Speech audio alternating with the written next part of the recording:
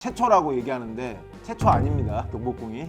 근데 왜 자꾸 명품 브랜드들이 와가지고 루이비통 패션쇼도 날 초대 안 했고 저희 끌어온 소음과 막 그런 불빛과 이런 걸로 인해서 작년 매출이 한 1조 7천억이었나? 1조 7천억 정도 했고 뭐 정말로 대단합니다. 어디 가서 저도 한번 패션쇼를 할까요? 저도 한 뭐 어쨌든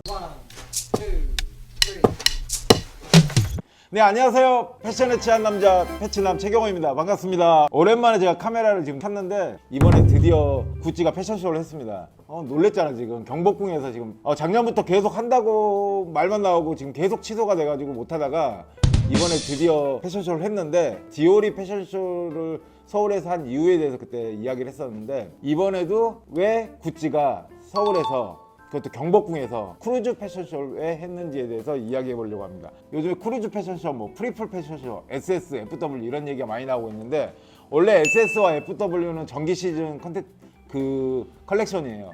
과거에는 SS, FW만 이렇게 진행을 했었는데 요즘에는 명품 브랜드들 같은 경우에도 간절기에 SS 이후에 간절기 크루즈 패션쇼라고 해서 약간 리조트 룩 같은 걸 컨셉으로 해서 지금 패션쇼를 진행하고 있고, 프리펄 패션쇼 같은 경우는 가을 시즌, 정기 시즌 전에 하는 그런 간절기 패션쇼입니다. 요즘 시대가 워낙에 빨리 흐르고 있고 트렌드도 되게 빨리 변하고 있어요. 그러다 보니까 그거의 흐름에 맞추기 위해서 명품 브랜드들도 이렇게 시즌을 4개 시즌으로 나눠서 진행을 하고 있습니다. 8개월 전에 구찌가 패션쇼를 한다는 얘기가 막 나왔었는데, 그때 청와대에서 한 매거진이 뭐 한복 촬영 뭐 이런 것들이 좀 이슈가 돼가지고 그 우리나라를 상징하는 어떤 그런 상징적인 곳에서의 그 상업적인 것에 대한 여론이 되게 좋지 않았어요. 그래서 그때 취소가 됐고, 그 이후에 또 11월 1일 날에 뭐 이렇게 패션쇼를 한다는 얘기가 나왔다가 그때 진짜 일어나서는 안 될, 또 우리나라에서 되게 정말 안 좋은 일이 일어났죠. 정말 슬픈 일이 일어났는데, 그 이태원 참사 때에 또 당연히 뭐 행사를 할 수가 없었고 5월 16일 날 드디어 이렇게 공개를 했는데, 바로 또 2주 전이죠. 거의 2주 전에는 잠수교에서 이미 또 루이비통 같은 경우가 프리펄 패션쇼를 또 진행을 했어요. 근데 왜 자꾸 명품 브랜드들이 와가지고 우리나라에서 이제 이렇게 패션쇼를 하는지에 대해서 너무 궁금한 거예요. 맞죠? 궁금하시죠? 이유는 뭐 딱 크게 봤을 때 두 가지인 것 같아요. 세계적으로 K 컨텐츠에 대한 한국 문화에 대해서 정말 관심이 많아요. 저 역시도 그거에 대해서 좀 느끼고 있고, 세계적 관심들이 첫 번째 이유가 될 거고, 두 번째 같은 경우는 한국 시장이, 명품 시장이 세계적으로 한 7위 정도? 16조가 넘어가는 시장을 갖고 있다고 하더라고요. 우리 한 해. 그리고 뭐 루이비통 같은 경우는 작년 매출이 한 1조 7천억이었나? 1조 7천억 정도 했고, 뭐 영업이익이 한 4천억이 넘어간 것 같아요. 정말로 대단합니다. 저희도 언젠가는 제가 어디 가서 저도 한번 패션쇼를 할까요? 저도 한 뭐 어쨌든 두 가지로, 크게 두 가지로 해서 패션쇼를 하는 것 같은데, 제가 어쨌든 디올 패션쇼도 봤었고, 그때 또 아미도 있었고, 잠수교에서 한 루이비통 패션쇼, 바로 어제 진행했던 구찌의 패션쇼, 4가지 패션쇼를 모두 봤는데, 제 개인적으로는 이번에 구찌 패션쇼가 좀 더 좋았던 것 같아요. 가장 좋았고, 패션쇼도 되게 멋지게 하지 않았나, 그건 어디까지는 제 개인적인 생각이지만, 이번에 루이비통도 좋긴 했는데, 루이비통 패션쇼도 날 초대 안 했고 구찌도 안 했지만, 루이비통은 사실 그렇게 막 부럽진 않더라고요. 너무 추운 날씨였고 바람도 너무 많이 불고, 역으로 거기 왔던 앰버서더들이나 어떤 연예인들, 뭐 프렌드들, 뭐 이런 사람들이 전부 다, 저는 오히려 그 루이비통 그 패션쇼장에 간 사람들이면 조금 후회했을 것 같아요. 너무 추워가지고 인스타그램에 올린 사람들 보면 너무 추위에 추웠다라는 댓글들이 너무 많이 나왔더라고요. 그리고 또 뭐 하루 동안 어쨌든 그 잠수교 통제를 막았잖아. 그거에서 되게 나쁜 여론도 많았어요. 제 개인적인 생각은 세계적인 브랜드들, 뭐 명품 브랜드들이 어쨌든 한국을 타겟을 해서 한국의 어떤 시장과 문화에 대해서 소개하는 걸로 한국에 와서 패션쇼 하는 거에 대해서 저는 되게 긍정적으로 생각하고 있습니다. 물론 그거에 따라서 이제 안 좋은 여론들도 있고 뭐 여러 가지 얘기들이 나오고 있지만, 구찌도 패션쇼 하고 난 다음에 그 근처에서 애프터 파티를 해가지고 또 얘기들이 많이 나왔잖아. 시끄러운 소음과 막 그런 불빛과 이런 걸로 인해서 주변의 그 시민들이 잠을 못 자고 뭐 이런 얘기들이 많이 나오고 있지만, 그걸로 통해서 그 쇼장에 정말 많은 매체들, 세계적인 매체들, 그리고 세계적인 앰버서더들, 스타들 다 왔잖아요. 그게 또 세계적으로 다 방송이 됐고, 그에 따라서 경복궁이라던가 루이비통 패션쇼 같은 경우는 우리 한강에 대한 것들이 분명히 더 홍보가 됐을 거고, 지금은 사실 저도 얼마 전에 호주를 갔다 왔는데 어디 나라에서 왔냐 어디서 왔냐고 해서 저 서울에서 왔다고 하면 거기 사람 다 압니다.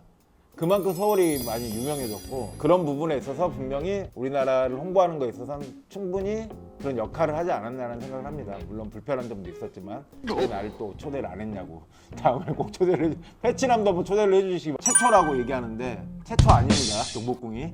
저희 서울 패션위크가 저희 서울 패션위크? 우리 서울 패션, 어쨌든 서울 패션위크가 22년 SS FW를 경복궁에서 패션쇼를 했어요. 물론 코로나 시국이었기 때문에 디지털로 진행을 했지만 서울 패션위크가 먼저 이미 2년 전에 진행을 했다. 저희 같은 경우는 그때 경복궁에서 안 하고 저희는 덕수궁 돌담길에서 촬영을 했었죠. 그 영상 보시죠.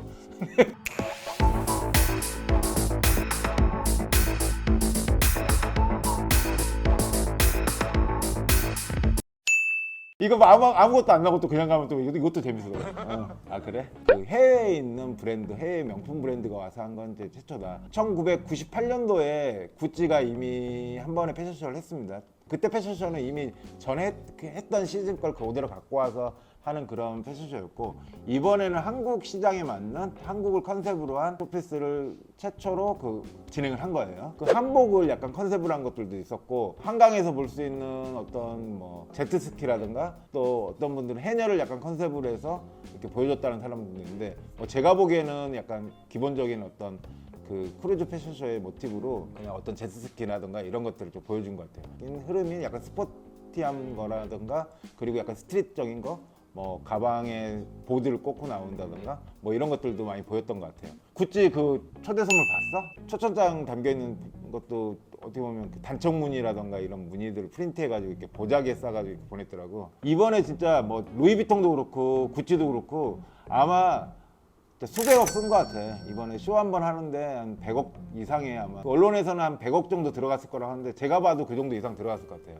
근데 이제 서울 패션위크에서 진행하는 저희 같은 이제 조금 작은 디자이너 브랜드 같은 경우는 다행히도 서울시에서 어떤 공간을 마련해주고 그 안에서 이렇게 패션쇼를 하니까 비용이 그나마 조금 들어간 게 약 5천만 원에서 한 1억 정도가 들어갑니다. 그리고 1년에 2번이면 뭐 1억에서 2억 정도 들어가는 거죠. 그것도 저희는 좀 힘듭니다. 규모를 따지면 말도 안 되는 이제 경제인 거고, 뭐 가끔 가다가 서울 패션위크라던가 제가 했던 패션쇼에 대한 거를 샤넬과 비교한다던가 루이비통과 비교하는 경우가 있는데, 뭐 옷은 비교해도 되는데 어떤 이제 그런 것들은 비교 대상은 사실 어려워요. 규모라든가 이런 것들은 실제로. 그래도 어쨌든 K-패션 디자이너들이 지금도 열심히 준비하고 있고, 저희 역시도 이번에 또 9월 달에 서울 패션위크를 진행하고 있잖아요. 그래서 그거에 대해서 또 준비하고 있고, 아니 내가 원래 이렇게 뭐 대본 읽거나 이런 걸 안 좋아하거든.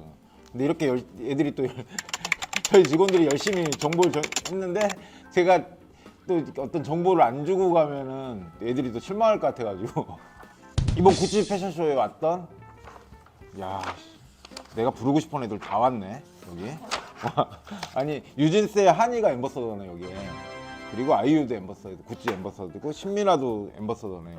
그리고 이정재, 구교환, 에스파, 윈터, 비비. 와, 아니 제가 부르고 싶었던 분들이 여기 다 가 있네. 이게 난 또 사실 이것도 살짝 불만이야. 불만당 얘기도 되나? 세계적으로 지금 K 콘텐츠나 뭐 K 패션 다 한다고 하는데, 지금 그러다 보니까 명품에서 다 지금 엠버서더로 우리 그 잘 나가는 S급의 연예인들을 다 묶어버린 거예요. 엠버서더로. 프렌즈들도 다 묶어버리니까, 그러니까 프렌즈랑 엠버서더가 뭐가 차이가 있냐면, 엠버서더 같은 게 돈을 받고 이렇게 그 브랜드만 이렇게 가게끔 약간 계약적으로 광고적으로 묶어놓는 거고, 프렌즈 같은 경우는 돈을 받는 건 아니고 옷을 받아서 이렇게 하는 건데, 근데 이제 프렌즈 하는 사람도 엠버서더가 되고 싶을 거 아니야. 그러니까 일반적인 한국 브랜드의 패션쇼는 안 가는 거야. 근데 해외에서 우리 잘 나가는 우리의 그 멋진 연예인들을 다 데리고 가버리니까 서울 패션위크에서 부를 수 있는 연예인들이 많지가 않은 거야. 뭐 비비도 그렇고 정말 좋아하는 분들인데 다음에 저희 패션쇼로 한번 와주세요. 광고에 그 엠버서더를 안 묶여 있는 분 한해서 와주시면 제가 가장 VIP 자리로 안내하겠습니다. 루이비통, 이번에 루이비통 같은 경우 애프터 파티를 어디서 했지? 너 세비섬 그 전에 가본 적 있니? 처음 들어봤어? 어쨌든 세비섬을 이번에 세계적으로 알렸잖아. 세비섬에서 애프터 파티를 했단 말이야. 거기에서 유진스도 공연도 하고 이번에 르세라핌도 같이 공연을 하고, 근데 이제 그 공연을 하고 난 다음에 진짜 거기에 뭐 우리나라에서 진짜 유명한 셰프들이 다 와서 음식을 하고 이렇게 해서 언론 매체들이 와서 이렇게 또, 근데 실제로 그날 너무 추웠다고 했잖아. 그러니까 사람들이 그 패션쇼를 보고 세빛섬 가서 바로 다 나왔대. 송시장님이랑 내가 제일 좋아하는 자리가 어디야? 테라스잖아.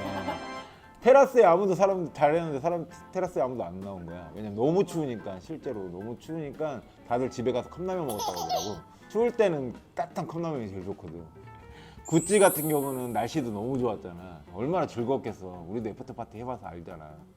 음악과 너무 과하더라. 근데 그게 다 뚫려 있는 데서 그 옆에 있는 사람들은 사실은 평소에 구찌 사지도 않았는데 그 명품 브랜드 와서 거기서 너무 시끄럽게 보니까 얼마나 힘들겠어요. 그래가지고 뭐 지금 뭐 경찰도 사이렌 소리와 그 음악 소리가 하나에 어젯밤에 거기서 난리가 나서 이렇게 지금 그 유튜브에 올라오고 SNS에 막 올라오고 있더라고요. 일단은 루이비통, 저 민감한 질문이긴 한데, 루이비통 때 잠수교를 뭐 하루 종일 이렇게 통제한 것도 있고, 경복궁 같은 경우도 마찬가지. 사실은 경복궁 거기 초대된 사람만 본 거잖아. 물론 유튜브로 볼 수는 있었겠지, 실시간으로. 루이비통은 다리 그 한강 그 시민공원에서는 보이긴 했거든, 멀리서. 거기에 그거 보러 가는데 막 차려입고 가는 사람도 있더라. 아니, 초대받는 건 아니고, 그래도 비록 돗자리 깔고 내가 멀리서 보더라도 신발도 사고 모자도 쓰고, 뭔가 진짜 나는 뭐 다음번에는 정식으로 어떻게 초청받아서, 어쨌든 뭐 저는 그 통제하고 안 좋은 얘기들 막 나오고 했지만, 저는 개인적으로는 우리나라의 위상이나 홍보를 위해서는 저는 사실은 개인적으로는 좋은 쇼였다라고 생각해요. 패션을 하는 사람이기 때문에 저희도 언젠가는 그렇게 패션쇼를 하고 싶고, 그리고 이렇게 많은 분들이 이런 구찌나 루이비통이나 아미처럼 관심을 가져주는 그런 브랜드가 되고 싶다는 생각이 있기 때문에 반기는 입장입니다. 아쉬운 부분은 서울 패션위크의 디자이너들한테도 그 관심을 좀 가져줬으면 좋겠고, 저희 역시도 그렇게 열심히 노력을 할 거고, 저희도 세계적인 그런 브랜드가 되기 위해서 열심히 하겠습니다. 우리나라가 세계적으로 7일에 16조 이상의 명품을 구매하는 세계 시장에서 7번째로 그 가장 큰 시장이라고 하더라고. 중국인들이 1인당 55달러 정도 명품을 구매한다고 하더라고. 미국 사람들이 한 280달러 정도, 한국 사람이 한 350달러 정도. 그러니까 1인당 명품을 구매하는 거는 세계적으로 1등이야. 물론 미국은 3억 명이 넘고, 저기 아까 말했던 중국인들 같은 경우는 10억 명이 넘잖아. 물론 우리는 5천만 명밖에 안 되지만, 그래서 그렇게 해서 우리가 7등이지만 1인당 명품을 구매하는 거는 세계적으로 1등이다. 그게 자랑스러워 해도 되잖아. 조금 아껴서 홀리넘버스는 한 5개 사도 될 텐데, 10개 사도 돼. 그리고 뭐 우리가 뭐 우리나라 K 패션의 위상도 있고, 뭐 여기서 뉴진스의 혜인이 같은 경우는 지금 미성년자잖아. 앰버서더의 연령층이 지금 점점 더 낮아지고 있는 것 같아. 과거에는 뭐 이정재 씨나 뭐 고소영 막 이렇게 약간 나이대가 많이 있는 분들이었다면, 지금은 잘파 세대? 왜 그 디올이 성수동에 플래그십 스토어를 열고 뭐 이런 것들이 결국에는 10대, 20대들이 명품을 사는 걸로 많이 바뀐 거야. 그러면서 온라인에서 명품이 팔리기 시작하고 이런 것들. 우리 어머니가 사는 명품이 아닌 요즘에는 10대, 20대가 명품을 사기 때문에, 또 앰버서더 자체도 이렇게 어린 친구들로 지금 타겟을 하고 있고, 저희도 앰버서더 한번 있었으면 좋겠는데. 우리 앰버서더 있잖아. 보배가 앰버서더 아니야. 명품 브랜드들 지금 4개 브랜드들이 지금 한 해 와가지고 지금 우리 서울에서 패션쇼를 했잖아요. 그거에 대해서 어떤 면에서는 즐겁기도 하고 신기하기도 하고, 또 그런 생각에 제가 이렇게 카메라를 켜고 여러분들한테 이야기를 했습니다. 되게 자유롭게 이야기했습니다. 개인적인 의견도 있었고 뭐 여러 가지. 그래서 편안하게 봐주시고, 저희 이제 다음에 지금 올라올 컨텐츠들이 정말 많은데, 다음 컨텐츠도 지금 일본 컨텐츠도 있고 호주 컨텐츠, 저희도 좀 글로벌하게 지금 나가고 있거든요. 호주, 일본 컨텐츠들도 있으니까요. 그거 제주도에 이어서 있으니까 그것도 기대해 주시고, 제가 빨리 편집을 해서 빨리 올리도록 하겠습니다. 네, 오늘은 이렇게 명품 브랜드들이 서울에서 패션쇼를 한 이유에 대해서 한번 이야기를 해봤고, 즐겁게 봐주셨으면 좋겠습니다. 네, 지금까지 패션에 취한 남자 패치남 최경호였습니다.